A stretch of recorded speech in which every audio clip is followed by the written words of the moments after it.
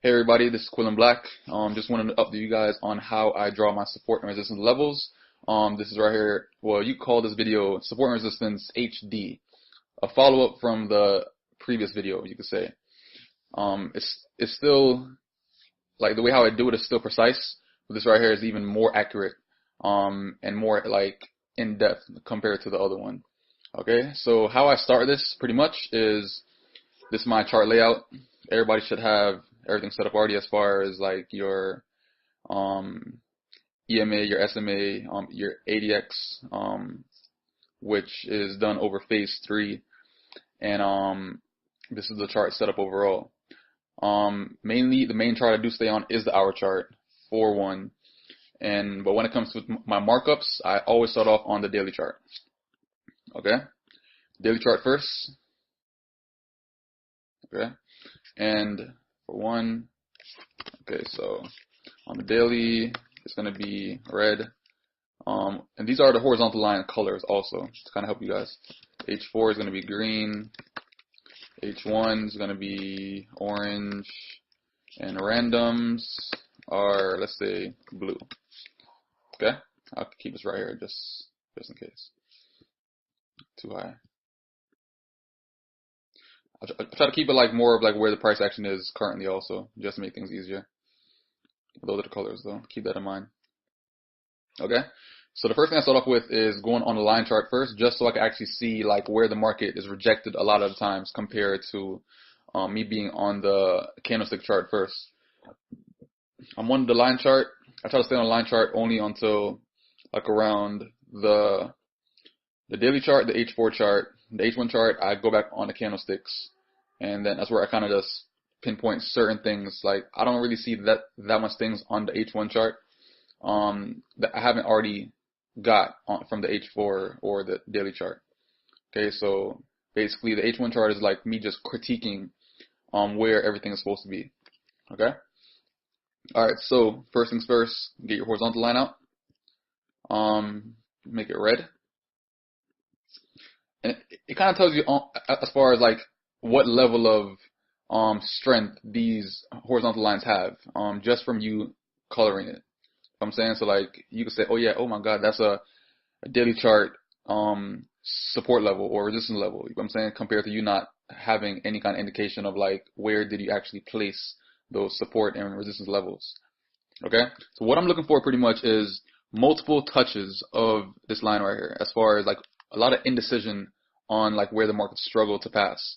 Okay? So as you can see, like this point right here, the market came down and touched, market came up and touched, market came down and touched, and it struggled like within this area right here clearly. Okay, so you gotta keep that part in mind, and just kind of just keep on going. Okay, multiple areas. All right, so this line struggled right here, came down right here. You can see it touched, came up right here, struggled. So you can mark that off as a resistance level. Okay, another one right there.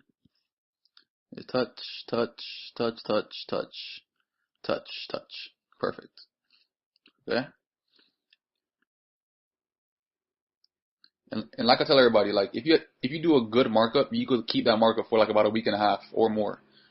Just basically update your analysis as you go pretty much. You don't always have to redo your whole chart every single time.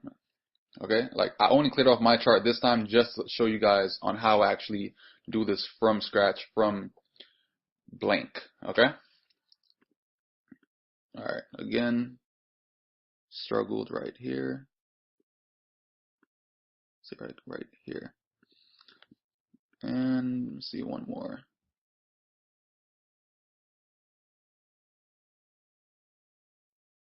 Yeah, you put like right there. And call it a day. Alright. So from there, go on H4 chart. H4 chart is gonna be what color, guys? Green. The green horizontal line.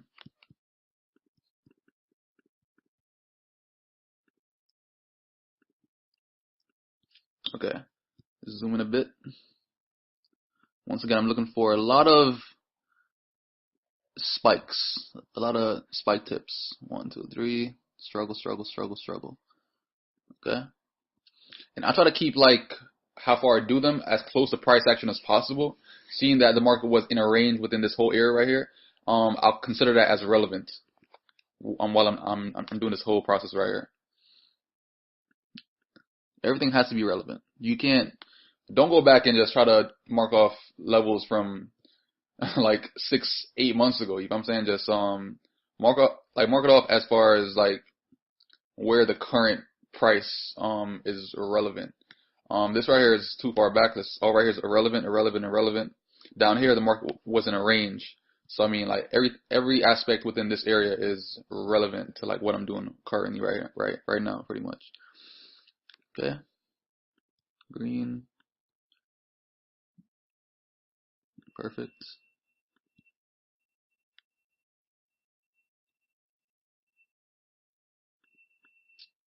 Find all these areas of indecision.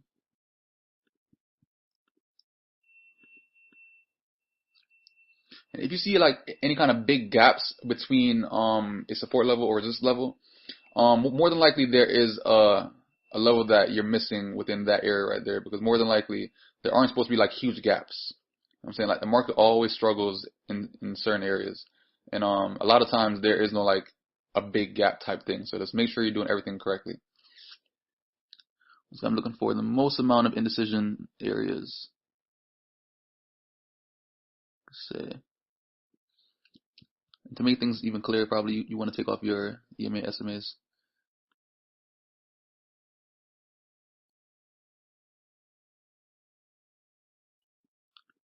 Okay.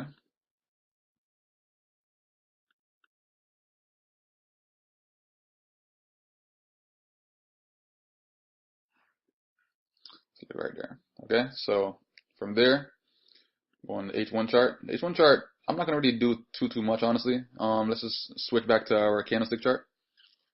And on this chart, like let's start critiquing with the orange. Okay.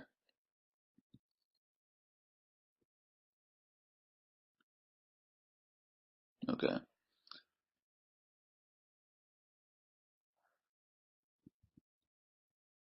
Seeing that this right here was based off the H1 chart, try to touch as much candles, wicks as possible within this area right here. Okay. So as you can see over here, everything was respected. Struggle over there, came back over here, touched, came back over here, touched, then dropped.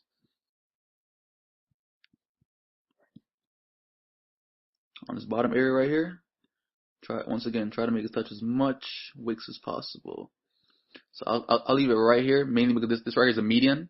But in this area, you can say right here, I don't want to do it all the way down here. I could, but I want to keep in mind that this right here is a median of like this was touched the most amount of times by the wicks wise. Okay.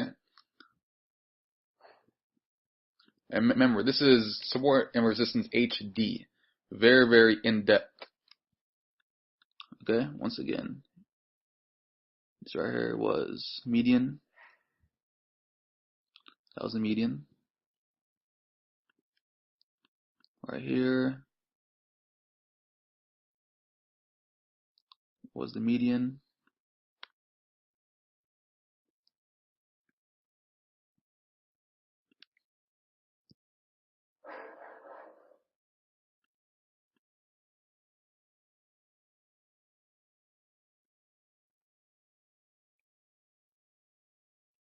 Perfect. So I kind of zoomed in a bit, try to make it touch all three candles right here, all three wicks, matter of fact. As I scroll over, I'll see that everything was respected perfectly. Okay.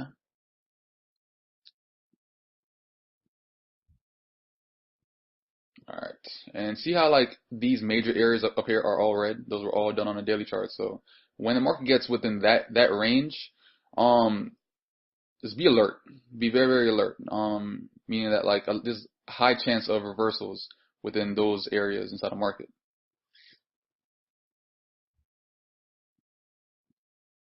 Okay. Right here, just find a median within this area. Touch as many wicks as possible. Okay, perfect. Scroll over here, scroll over here. Perfect. Remember, this is all just to start off your markups. Very, very important, guys. Just to kind of tell you of like what level of support you see within the market, which is very, very important. Mainly because on the daily chart ones, it's more than likely it's going to reverse compared to like a lower time frame. Okay, so these right here are very, very important. Um, that's about it. If you zoom back out on the 4-hour chart, it seems kind of crazy, but as you zoom into the market, it seems more clear. It's not really as cluttered, and there's no like certain amount that you have to actually have on your chart.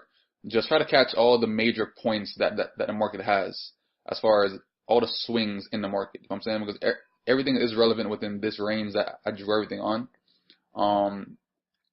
And it's not as cluttered as some people might make it seem. Honestly, if it's making you money, then trust me, it's definitely worth it, worth time to actually mark everything off and have everything as accurate as possible.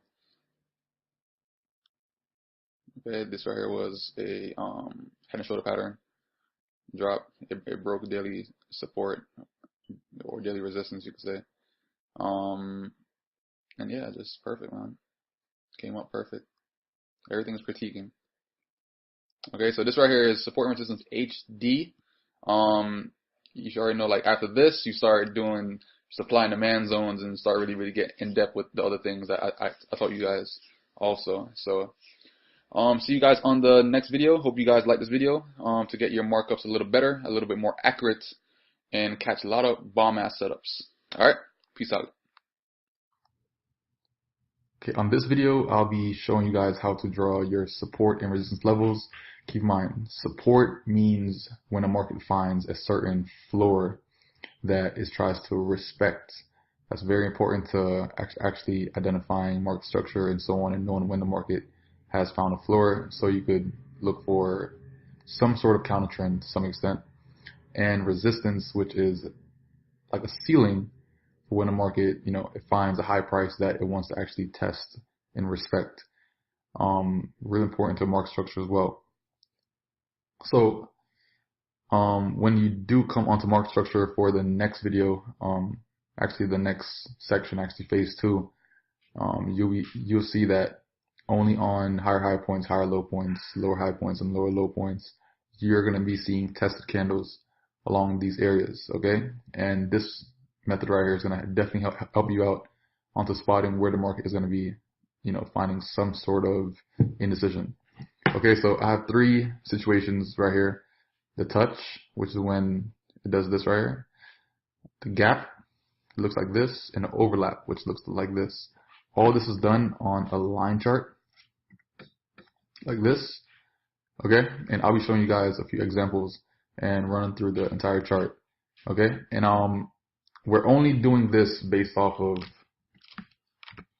only only daily and H4, okay? Only daily and H4, period. So let's start on the daily time frame.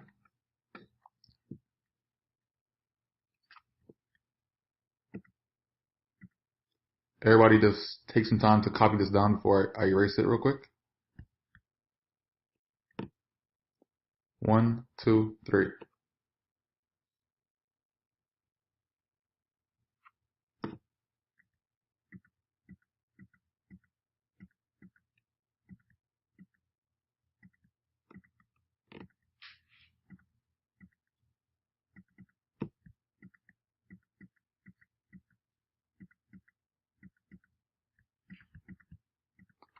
Alright, so let's start on a daily time frame.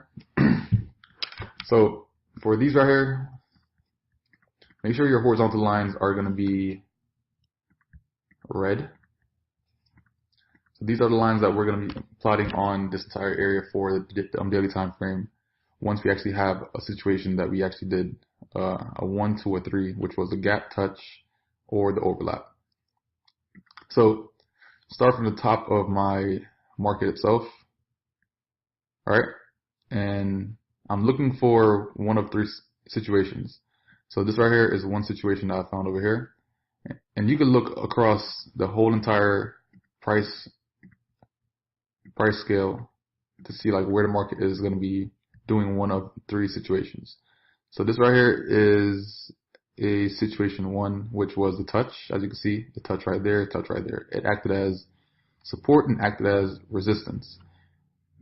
When you see something like this, where is it? This, if it hits like this and only on one side,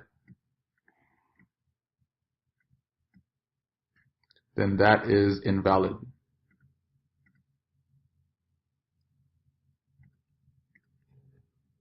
That's invalid. Invalid, invalid. It has to act on both sides as support and resistance, or vice versa. It doesn't really matter, honestly, but as long as it hits both sides to make it be considered as an indecision level.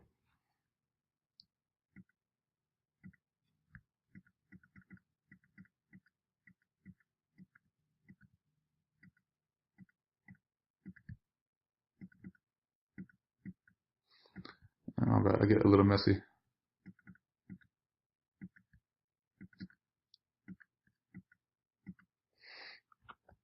Okay, so that's our first one. Then we continue from where we left off from. Start scrolling down again.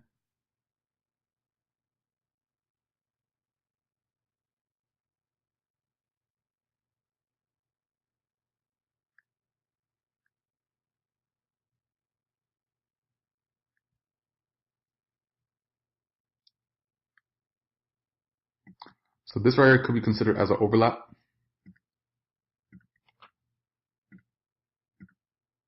Here. And here. Okay.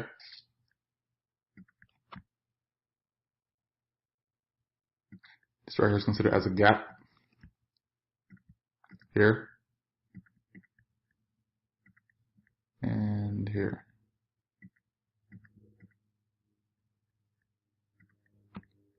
Continue.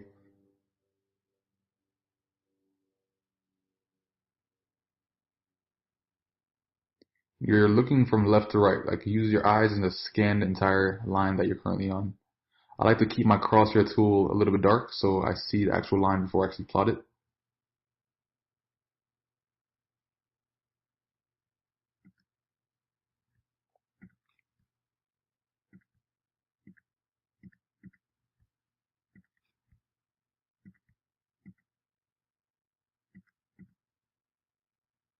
Okay, and this is how these areas look on the actual candlesticks. You'll see that indecision, tested, tested, tested, tested candles, and you're seeing these areas all over the place. Once you actually do them correctly, it'll give you like a really, really, really precise level of support and level of resistance. That's another line, and look at how it looks on candlesticks. Once again, support, tested, tested, along those entire areas. And you can do this throughout your entire chart if you want to also, or just like in like a nice price range, like 1,000, 2,000 pip range, just so you know you cover a good amount of area at least.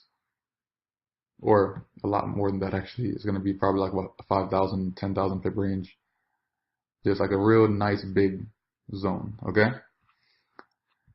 So once we get back on the daily chart, I mean the H4 chart actually, H4 chart is going to be the same concept, but it's going to be a lot more details that you're going to be seeing on this time frame than the other time frame to actually plot your indecision levels. On this one, it's going to be a dark green line like that. Don't use this line, okay? That's incorrect. Use a dark green line. And we're doing the same concept, starting from the top, but we don't have to zoom all the way out like how we did last time because we just want to see where is the market now, and we want to see these fluctuations. That's what we want to see. So as I start scrolling down, start from the top once again, start scrolling down and start looking for major areas of indecision. So this one right here was one, I could probably spot like a gap, 1, 2, that little spike down right there, that little spike up right there.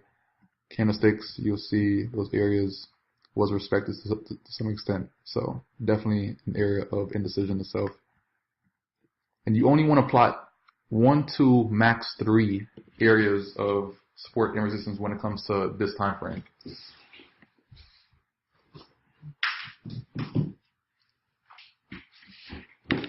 Okay, so 1, 2, max 3 areas. So continue from where I left off from again and start scrolling once again. This right here is another situation. I have a gap situation right here. 1, 2. This spike down, this spike up. And then I could plot probably one more before I'm done and I'm maxed out of my lines. That's one right there. It's a gap. 1, 2. I can use that also. This is how it looks on back on candlesticks. So you'll see a bit of an indecision area when the market does come close to these areas. You're going to see tested candles. You're going to see candles that kind of consolidate. So you see the market when it tries to slow down in price itself.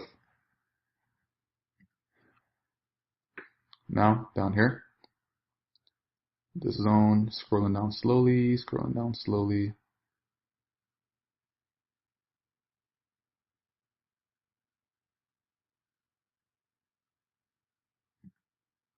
It's a gap. 1, 2. That's a gap.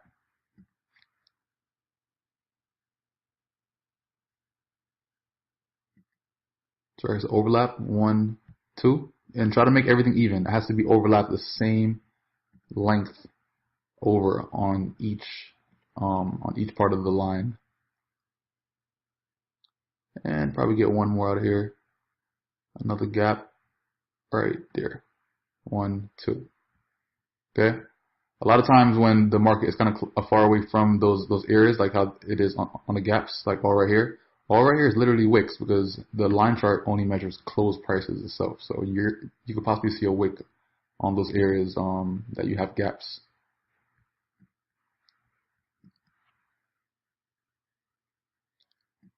That's another one. Situation 1, 1, 2, a direct touch. Continue again.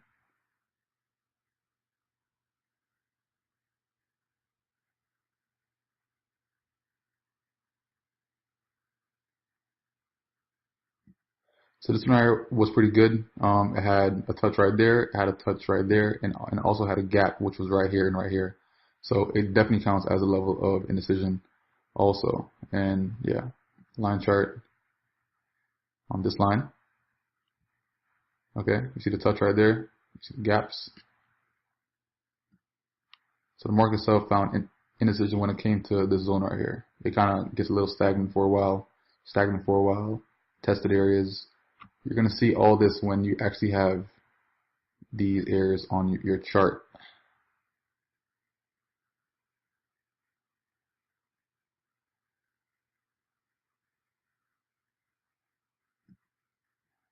And 3, I have a gap right there. 1, 2. The most accurate one that you can actually draw is going to be the situation 1s are the ones that actually touch. Okay, the touch is the most accurate one that you can draw out of all of them. The gap and overlap, you have to actually put on the median areas to make sure everything's even on both sides to make it, super valid.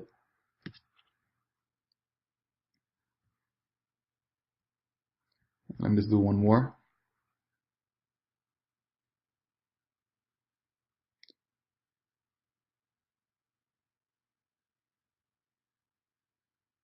The market is literally on one of these zones right now. At a gap, 1, 2. Okay. And you possibly get a touch also, which was right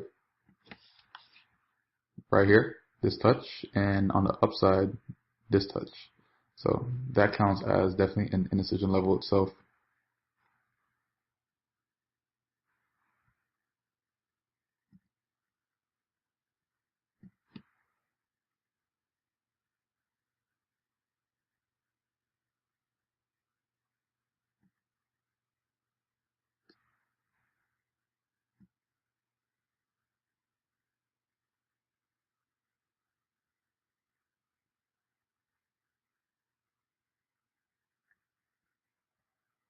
One, two candlesticks. That's how you see. You see a break of support, that retest, which forms a new lower high point, and then drop again.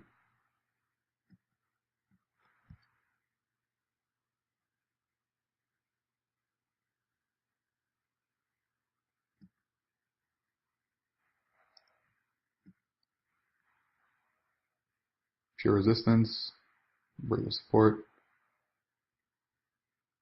So you having these areas on your chart is definitely going to help you out to actually, spot setups, spot where the market can find levels of support, levels of resistance, the momentum change. And this is the one area also on the higher time frame that we actually plotted. The market, is finding some sort of support there also. So I mean, it's definitely going to be a major factor when it comes down to plotting these correctly, because if you plot these correctly, you're spotting possible setups every single day. It might not be long term or it could be short term at times, but it could definitely give you setups every single day if you're plotting these correctly. And you could definitely leave these on your charts for a couple weeks, 2-3 weeks, and they're still all valid. Mainly because you're basing them off of a higher time frame itself. Okay, and unlike the old videos, I don't do H1 anymore, mainly because H1 is a bit too noisy at times. You can still use it for analyzing, yes, but I use the random line, which is going to be a random blue trend line that I can just plot in random ass places that I just come across when I'm in the market. Like let's say if I was on this uptrend right here, and I see, a point of resistance or a point of support that the market might actually create that I never had plotted before, I could just, use my random line and just say, okay, that was probably support, or the market was testing along these areas right here. You could put it on almost anything. You have like no kind of principles when you're actually doing these lines. Yeah, you can use it to draw your trend lines. It's in the sell zone, buy zone. Anything that you're pretty much trying to monitor on the charts itself, you can use your random line for. Level of resistance. Call this random line.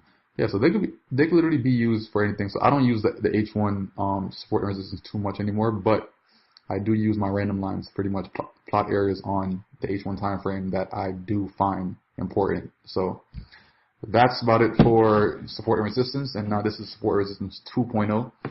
So, yeah, peace out, guys. What's going on, everybody? Okay, so in this video, we're going to talk about supply and demand. And let me just write it right here. And this is going to be drawn, basically how to draw supply and demand zones and how it could benefit you when identifying reversal points inside the market. Supply and demand. And as you can see, the market pushed up a bit more from the last video that I showed you guys. It was trying to push up to the next resistance point, which was right here. Okay, so what is supply and demand? Okay, pretty much it's similar to support and resistance, but you could kind of consider it like a level 2 compared to support and resistance. But right here, I pretty much explain how different it is and how it could help you. Okay, so support and resistance is where we see a lot of failed attempts for price to move beyond. A very classic idea that a lot of people recognize. Supply and demand is a much deeper idea though. We're not looking for a line where price had trouble moving through. We're looking for an area of strong price movement away from a zone of price action. My favorite of these areas, for example, are where we saw a very strong rally, a little bit of sideways movement as buyers and sellers came to a temporary equilibrium, and then a massive drop once all the buyers were filled and the sellers were left. The result, a zone where we have a good idea there aren't going to be much buyers, probably quite a few sellers remaining. Simple support and resistance cannot offer you this kind of insight, okay? And it's very, very helpful when it comes to you breaking down your chart and seeing what the market is trying to do, okay? So pretty much to draw your supply and demand zones, pretty much supply is basically on the other side of resistance. Demand zone is towards the bottom area. So we can draw it right here. Supply, let's say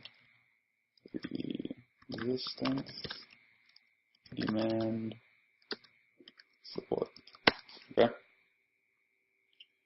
And these are zones. These are not just like lines like this right here. This right here is one line. This right here is one price. This is a resistance point and everything. So if I wanted to draw a supply zone, pretty much what I do, I look for all breakouts as far as when the market breaks out in the other direction.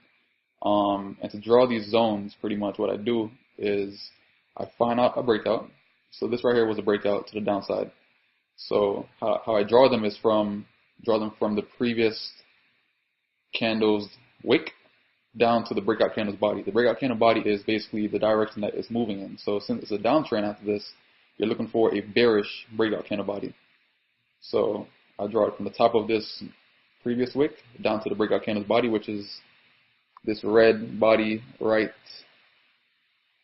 here, and then you just drag it across. And as you can see, price was inflicted upon it just based off this zone.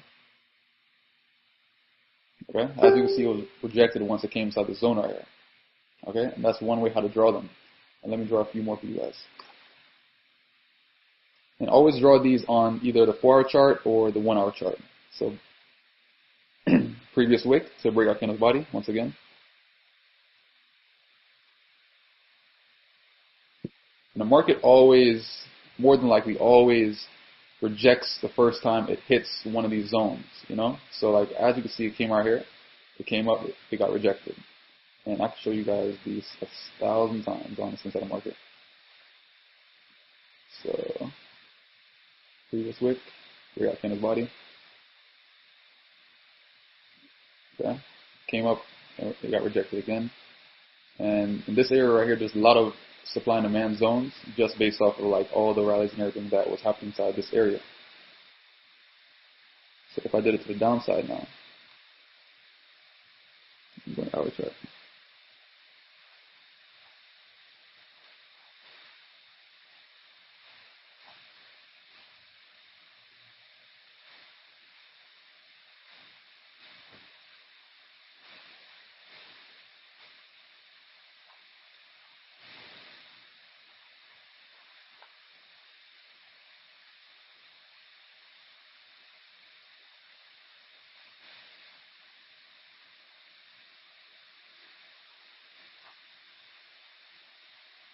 There's a little demand zone.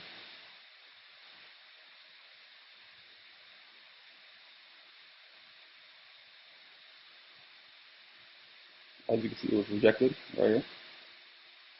And circle around this.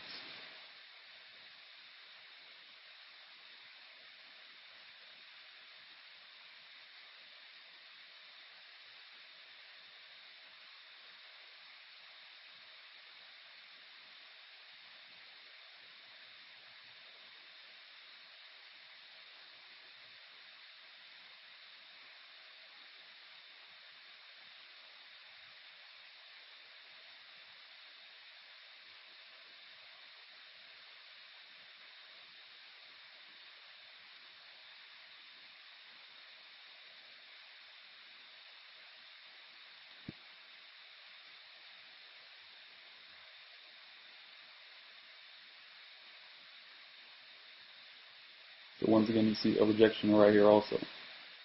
And you can do this all day. And just by doing this ahead of time, you could see where the price will struggle once it gets to a certain area in price.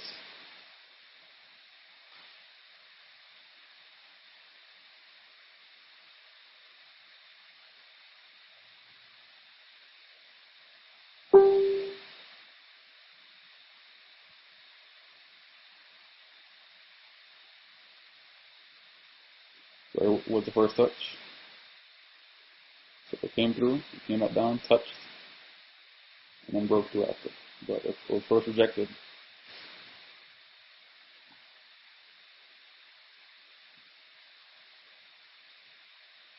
Once again, previous wick, breakout candle's body. Came over. As you can see the touch. One. And the more time the touch, the weaker it gets. So like the first touch is always the most important because more than likely it's going to get rejected the first time it tries to touch it. This whole area, pretty much.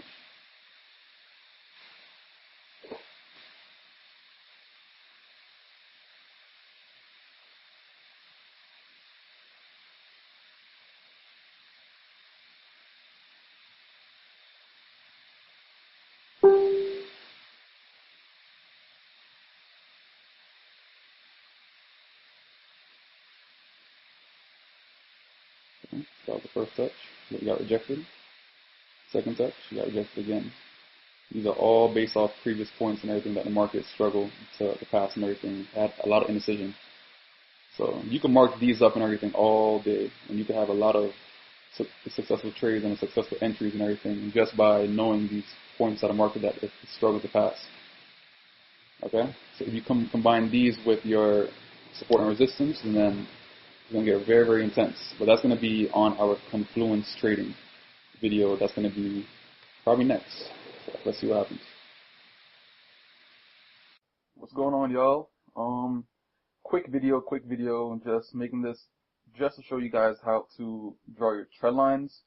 Remember, when it comes to technical analysis, it always has to be on point. Don't ever get lazy when it comes to your technicals. And when I say technicals, I mean as far as drawing your supply and demand zones, your trend lines, support resistance, anything that has to do with the chart technical analysis. Don't ever get lazy to it, because at the end of the day, that's all about accuracy. You know what I'm saying? Like, trading is all about accuracy, and if you want accuracy, you have to take time in your craft. Like, don't rush the craft. Take your time. So whenever an opportunity appears, whenever it actually hits one of these areas, these trend lines, these supply and demand zones, you know that the accuracy is going to be there because you took a lot of time and charted these very, very precisely. So I mean, don't ever get lazy. You know what I'm saying? Just take your time. It's gonna be worth it. You know what I'm saying? Because when you see these profits, you'll know why you did what you did at the end of the day. Okay? So just want to get out there. Don't ever get lazy when it comes to your technicals. Okay? So this video is gonna be based off trend lines.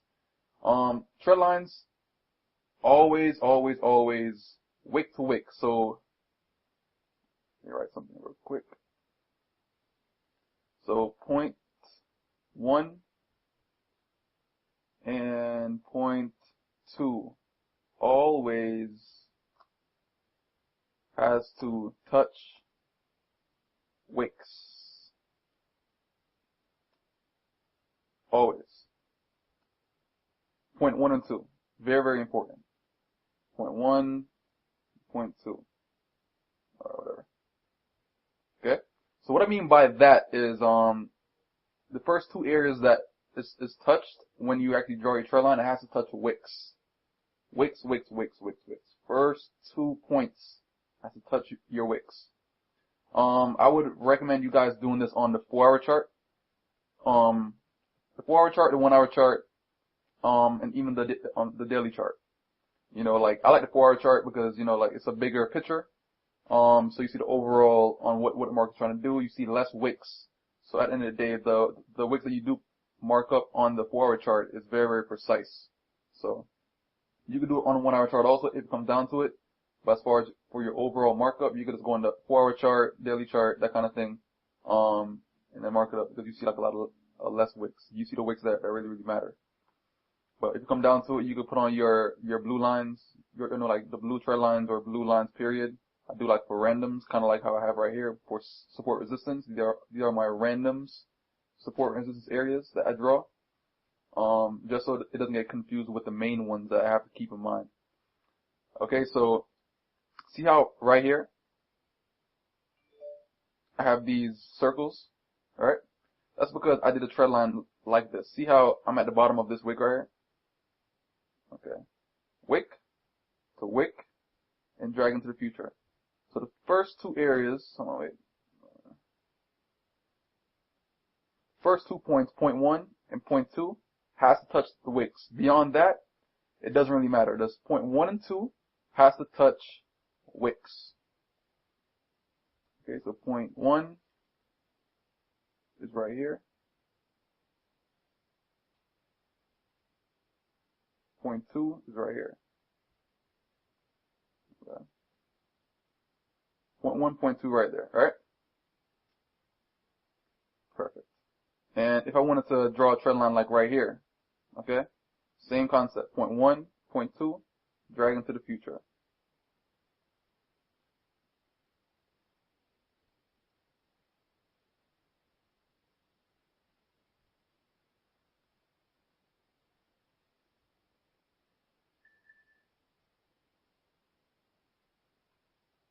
Okay, just to show you guys a little bit. Okay, if I wanted to draw a trend line over here, I drew this one earlier, but I can draw it again. So what I'll do pretty much is find like the lowest areas. With trend lines, you're pretty much drawing it from either like as far as following the trend overall, like you're drawing from a higher low, a lower high, and then go on like where the trend is being directed overall. So if I wanted to draw a trend line over here, draw it from 1 wick, 2 wick, into the future. I'm sorry. So this right here is point 1.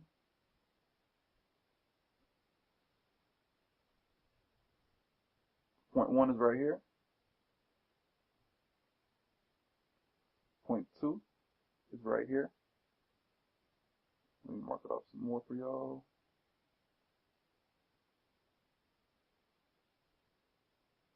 Here. Point 1 and point 2. The main important points when you're drawing a trend line. Point 1, point 2, into the future. Alright, and as you can see, it's being respected and respected and respected into the future. Alright?